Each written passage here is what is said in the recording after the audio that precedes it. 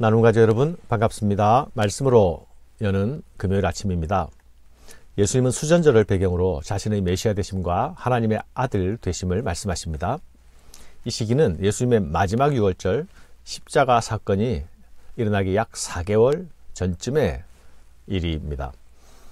수전절은 구약 성경과 신약 성경의 역사 사이에 있었던 신구약 중간기에 일어난 사건을 배경으로 합니다.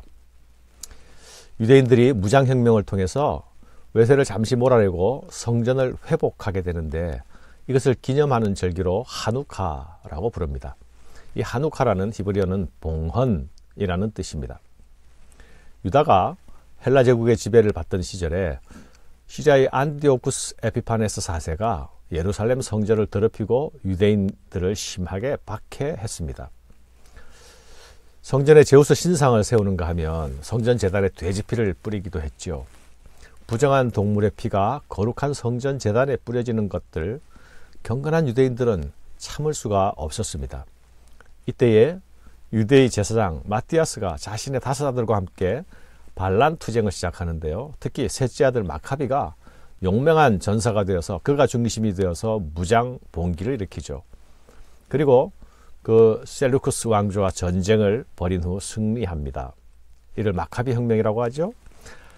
AD 164년, BC 164년 12월 더럽혀진 성전을 수리하고 성별하여서 하나님께 봉헌한 그 역사적 사실을 기념하는 절기 수전절입니다. 그러니 유대인들에게 수전절은 성전을 회복한 날이면서 동시에 유대인들의 독립을 기억하는 날이었습니다. 우리의 광복절과 비슷한 측면이 있죠. 이때가 되면 유대인들은 자신들의 로마로부터의 정치적인 독립을 갈망하는 마음과 함께 오실 메시아를 기다리는 갈망이 더욱 간절해지는 시기이기도 했습니다. 지금 예수님은 갈릴리로 가시지 않고 예루살렘 주변에 머물면서 사역하고 계십니다. 유대인들이 성전을 거니시는 예수님을 애워싸면서 당신이 메시아라면 더 이상 우리 마음을 혼란스럽게 하지 말고 분명히 밝히시오 라고 말합니다.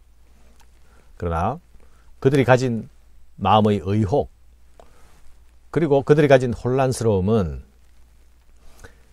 유대 종교 지도자들을 포함한 유대인들이 예수를 메시아로 믿고 싶지 않았기에 생긴 것입니다. 예수님은 날 때부터 소경된 자를 고치시면서 자신이 하나님의 아들임을 나타내지 않았습니까? 표적을 보여주셨고 비유로 가르치셨고 설명했지만 그들은 믿지 않았습니다.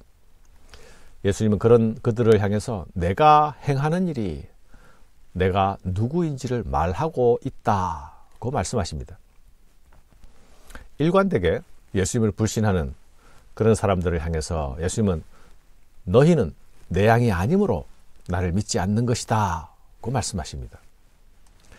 그러면서 내 양은 내 음성을 들으며 나는 그들을 알며 그들은 나를 따르느니라. 예수를 믿는 자들은 목자와 양의 관계처럼 예수님의 말씀과 가르침을 믿고 따릅니다.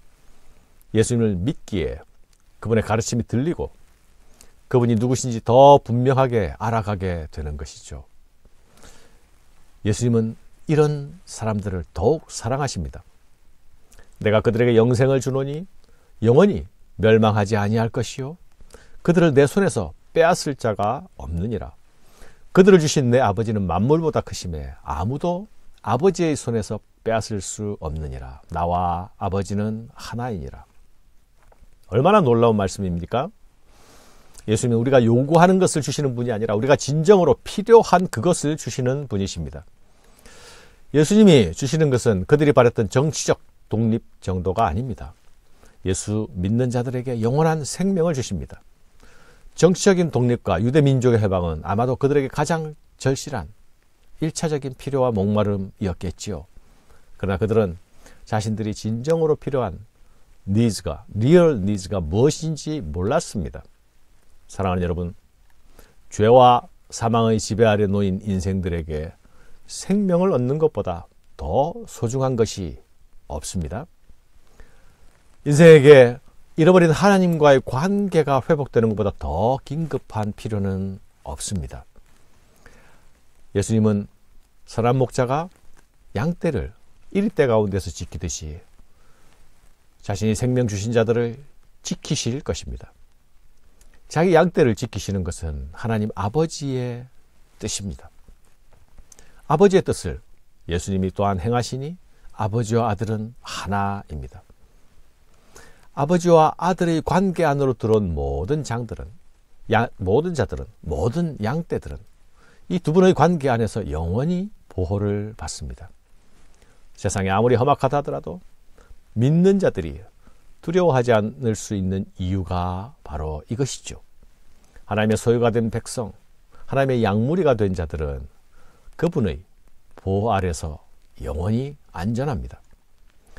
그리스도 안에 있는 이 완전한 안전은 오늘날 팬데믹의 공포와 불안 속에서 사는 우리들이 다시 기억하고 붙들어야 할 말씀이 아닐까요? 예수님이 자신과 아버지는 하나라는 말씀을 하시자 유대인들은 흥분하여서 예수님을 돌로 치려 합니다. 신성모독으로 여겼기 때문이죠. 예수님은 자신이 행하신 선한 일들로 자신과 아버지가 하나임을 보이셨습니다. 그러나 예수를 치려는 자들은 예수께서 행하신 일을 주목하여 보지 않았습니다. 그분의 가르침에 귀 기울이지 않았습니다. 일관되게 자신을 드러내시는 예수님을 다른 눈으로 색안경을 쓰고 보았습니다. 그래서 예수님이 누구신지 제대로 볼 수가 없었습니다. 정책인 신념으로 바라볼 때는 예수가 누구인지 애매했고, 종교적 기득권을 가진 눈으로 바라볼 때는 예수님이 단지 회방자일 뿐이었습니다. 예수님은 그런 그들을 향해서 시편 82편 6편의 말씀을 인용하여 말씀하십니다.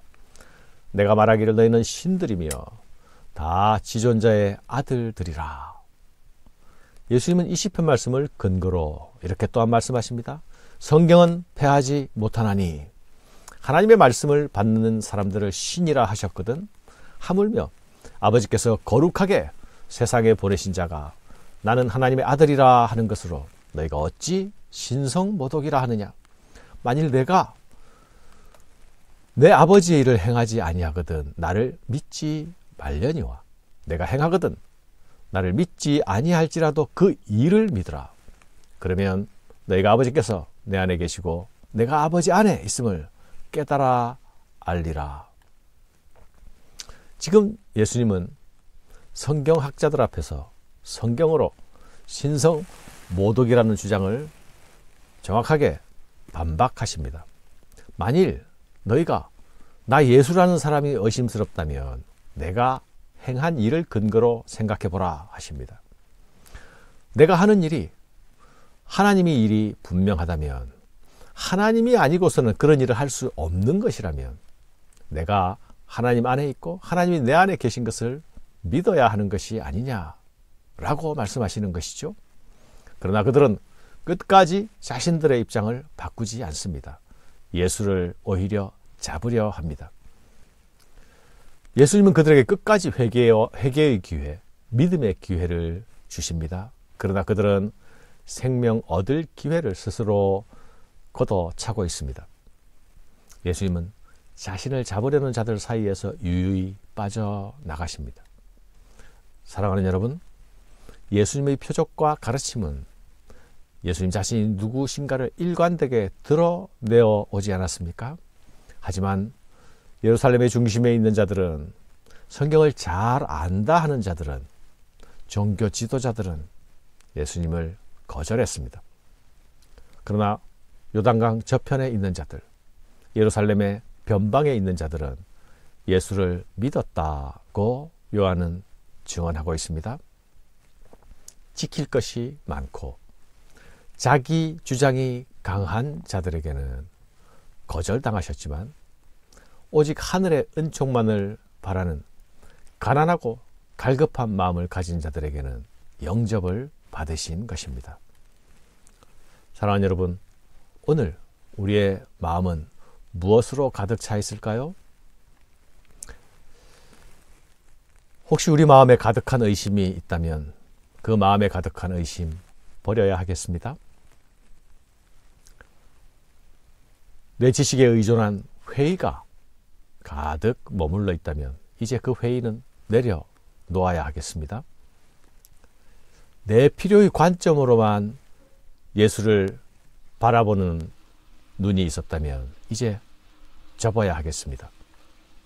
오직 하늘의 은혜만 바라는 가난한 마음, 그 마음 위에 주님은 자신을 풍성히 내어 주실 것입니다. 내가 온 것은 양들로 꼴을 얻고 더 풍성히 얻게 하려 함이라.